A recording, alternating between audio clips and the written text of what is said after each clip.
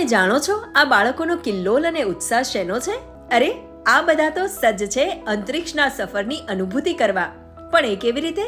આ પ્રોગ્રામની અંદર મોબાઈલ પ્લાનેટોરિયમ દ્વારા બાળકોને સ્પેસની સફર કરાવવામાં આવે છે. મોબાઈલ પ્લાનેટોરિયમ મતલબ કે એક જગ્યાએથી બીજી જગ્યાએ ઇઝીલી આપણે એને મૂવેબલ કરી શકાય છે અને માત્ર 30 મિનિટનો સમય લાગે છે આ પૂરા સેટઅપ કરવા માટે.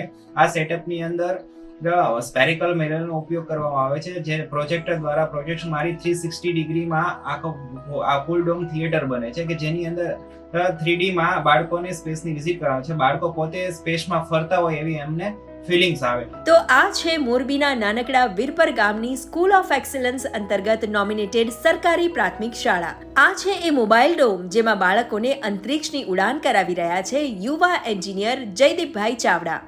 આવો જાણીએ આ ડોમમાં શું છે ખાસ.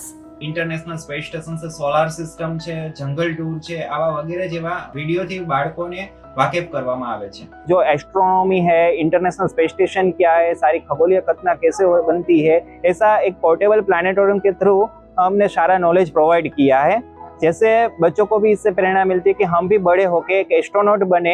अभी गुजरात सरकार ने जॉइंट सैटरडे बैगलेस डे अंतर्गत सैटरडे को ऐसा किया है, तो इस हिसाब से हमारी शाला में अभी एक दादू फाउंडेशन की ओर से स्पेस का कार्यक्रम रखा गया. उसमें स्पेस के सारे आयामों जैसे कि स्पेस में अवकाश यात्री क्या क्या करते हैं, उसको क्या दिक्कत होती है, वहाँ जाके वो कैसा कौन सा कार्य करते हैं, उसका पहरवेश कौन सा रहता है.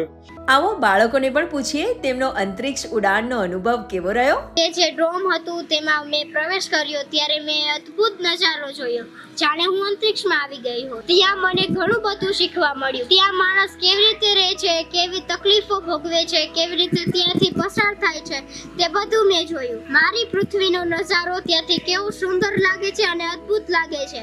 જ્યારે મેં તેમાંના અંતરિક્ષ યાત્રીનો એક પહેરવેશ જોયો, પોશાક જોયો, ત્યારે તો મને એમ જ થયું કે શુભાંશુ શુક્લા અમારી શાળામાં આવ્યા છે અમને મળવા માટે. ત્યારે મને ફીલ થયું કે મારે પણ મારા દેશનું, મારા ગામનું, મારા માતા પિતાનું અને મારી શાળાનું નામ રોશન કરી અને મારે પણ એક અંતરિક્ષ યાત્રીની સફર કરવી છે. નવી શિક્ષણ નીતિ 2020 અનુભવ આધારિત જ્ઞાન પર ભાર આપે છે, ત્યારે જયદીપભાઈ જેવા શિક્ષિત યુવાઓ અને શાળાના સંચાલકોના આવા પ્રયાસો જ એક ઉજ્જવળ ભવિષ્ય તરફ વિદ્યાર્થીઓને દોરી જાય છે.